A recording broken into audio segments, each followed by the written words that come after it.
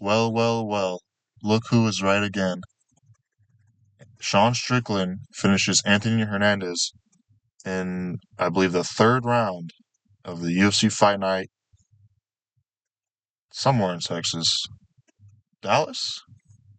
But, oh, Houston, right? It says right there. But anyway, I had to get this off my chest. How the fuck was Sean Strickland almost a 3-1 underdog? I believe Hernandez was minus 285, so maybe that makes it like 2.5 to an underdog. Maybe 2-1. Even Sean Strickland being an underdog to me was kind of insane. But to be that high, that much of an underdog is fucking ridiculous. And it's just completely wrong. I said it in my prediction video. I'll, I'm I'm getting kind of upset right now. He lost one fight to Dricus, one of the best middleweights in the fucking history, who's finished multiple champions. He lost one decision to him where he had staph and a broken arm. Okay, you could call those excuses, but he lost one fight and now he's fucking ass. Like, how the fuck does that make any sense? And okay, I know Anthony Hernandez. I'm not like saying like, oh, he's shit now because he lost. I'm not one of those guys. He's still good. I think he's at his peak. Like, I don't think he beats anyone in the top five, even though he beat Allen. So he could beat Allen again. But I just think the guys where he quote unquote melted were Roman Dolidze and Michel Pereira. And to be frank, those guys are, that's not cream of the crop, the middleweight.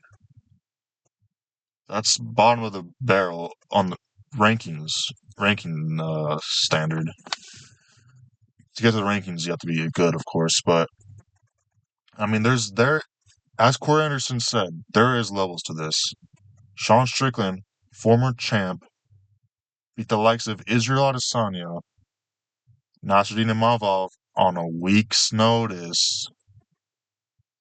Who else was he beating? He's beating many other guys.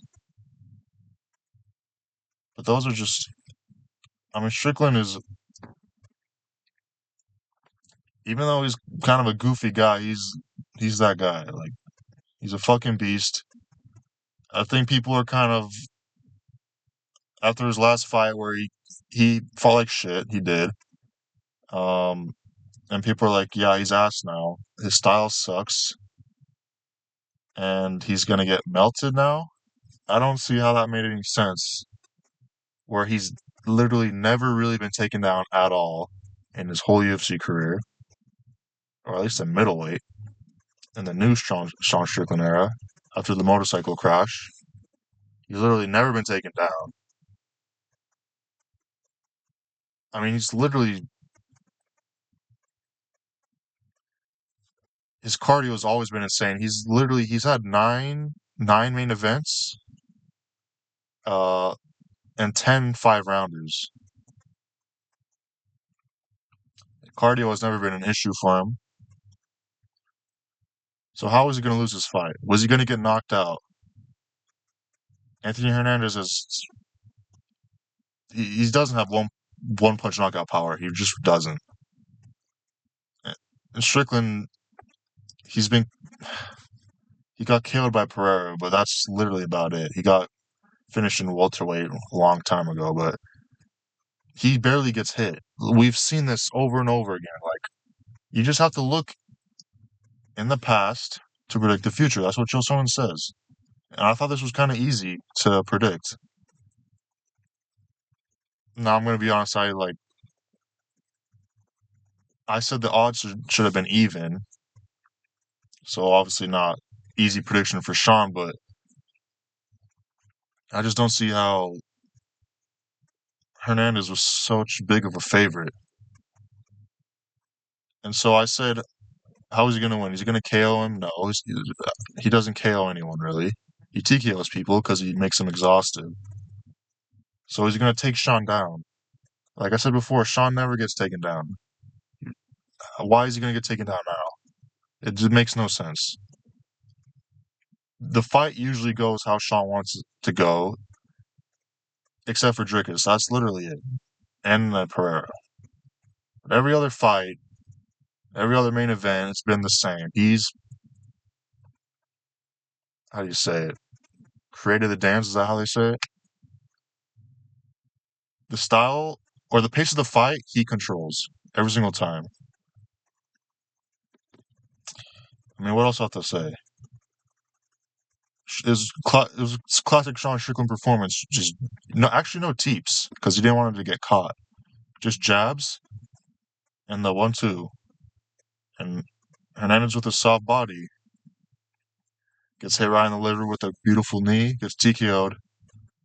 I mean, I don't have anything much more to say about this. This was just again kind of maybe it's like new fans coming into the sport. I don't know, but this was similar to like the Gaethje Pimlet odds, where like again it's like 2-1 favorite for Pimlet. Like why? What, he's gonna KO Gaethje? Like, oh, oh no, Gaethje got KO'd by Max Holloway. Yeah. Oh wow, he sucks ass now. Like that makes no sense. You lose to a fucking one of the goats in the sport, and all of a sudden you're dog shit. It's, and like fucking like MMA Guru was like, oh, Dan Hooker's gonna when they were scheduled to fight, he's like, yeah, Dan Hooker's gonna KO Gaethje. It's like, bro, what are you talking about? But anyway, yeah, some of the odds lately I've been sus. I'm gonna talk a little bit about some of the more important fights because there's a lot of shitters on this card. Not gonna lie. Uros Medic, man, I got this pick wrong, but if you watch my prediction video, which I know you didn't, um, no one did, literally. I was really close to choosing Uros Medic. Like I said, the odds should be even. It shouldn't be 2-1 favorite for Neal because Uros Medic is a dangerous ass guy, long for the division. Neal had just been KO'd, but I still chose Neal because like when he's on, like he's kind of unbeatable to be honest. Like he's if you guys watch soccer, Ruben Loftus-Cheek when he was at Chelsea, that's who I compare Geoff Neal to. All the talent in the world, all the athleticism, like he has everything, but just not consistent enough. Just seems like sometimes I don't know, maybe his mind's somewhere else. Oh, I also wanted to add in the preview, you know, like right before the walkouts when they're sometimes they have like their faces and they're talking, and Geoff Neal's like, "Oh, for Uros Medic, she's really aggressive. If he's too aggressive against me, he's gonna get KO'd." Complete opposite. Geoff Neal was way too aggressive early on.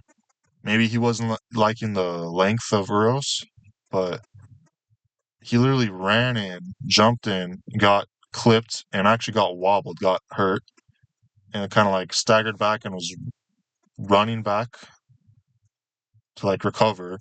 Uros Medic kind of stalks him, and Geoff Neal again just literally jumps into the firefight and is just like throwing from the hip and gets KO'd brutally. That's twice in a row.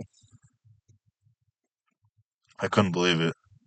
Um, man, and it's and he's talking about how yeah, I'm off the fucking sugar booger now, off the coke, off the alcohol.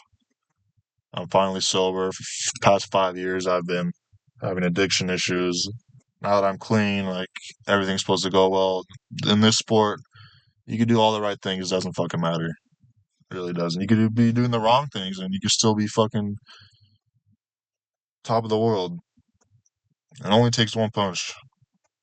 I feel bad for him, but yeah, I think maybe he was a little too confident in this one. I don't blame him because fucking Uros, well, a year ago was getting KO'd by Puna Soriano, who's on the same card, undefeated in the weight class, and now Uros Medic is ranked. Doesn't really make sense, but at the end of the day, he beat he knocked out Geoff Neal. So fair play to him. I saw this clip like on Twitter, kind of interesting. Just want to play it. Isso! Joelhão pra acabar, joelhão pra acabar!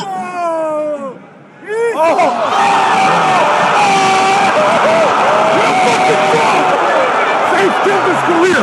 Safe killed his fucking career! You fucking bitch!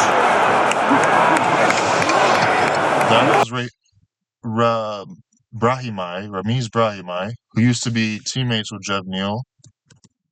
He's calling Saif Saud, his coach, a bitch for ruining his career. Kind of interesting. Brahimai used to train under Saif Saud with Geoff Neal, then he moved camps. Yeah, just a little thing. I'm curious why does he think he ruined his career? But he has the talent. Like I was watching some of his fights last night, and like, bro, when he's on, like he could against Ian. Like sometimes I feel like he could do so much more. Like against Ian Gary or the split decision. Like I feel like he could have won that if he pushed himself more. And look at Ian Gary. He's like number two in the world. Whatever. I'm not gonna talk much more about this, but just interesting. Mel Costa. Yeah, I picked him to win. I've been a big fan of him for a minute. He's a fucking awesome fighter. Crazy finish in terms of the spinning kick right to the dome.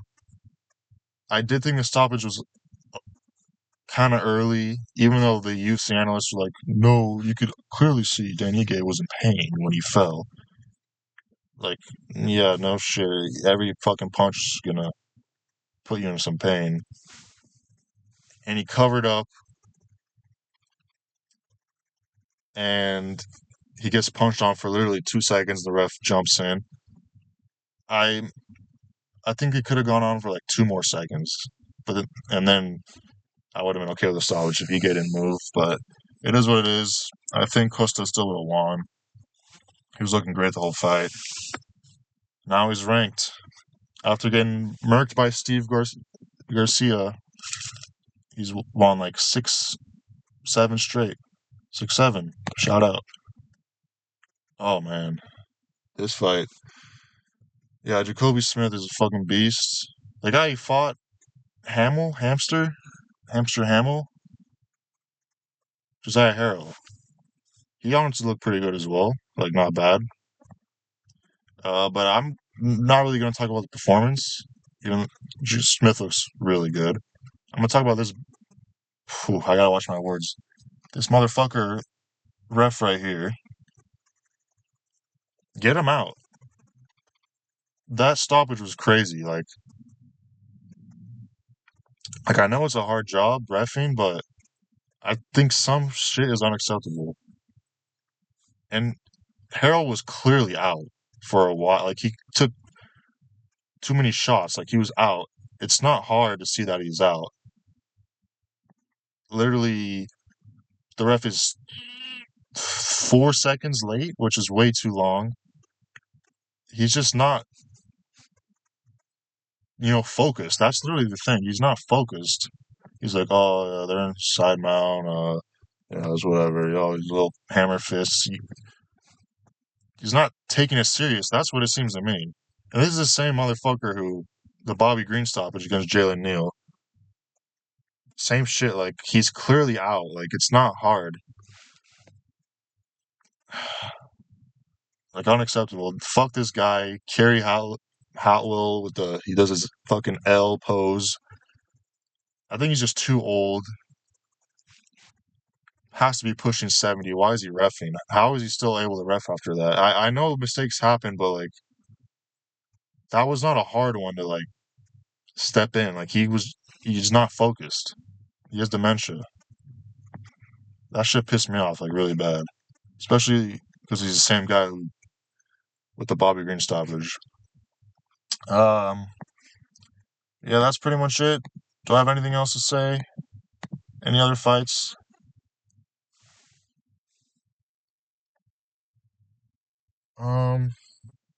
No, I don't. Like and subscribe.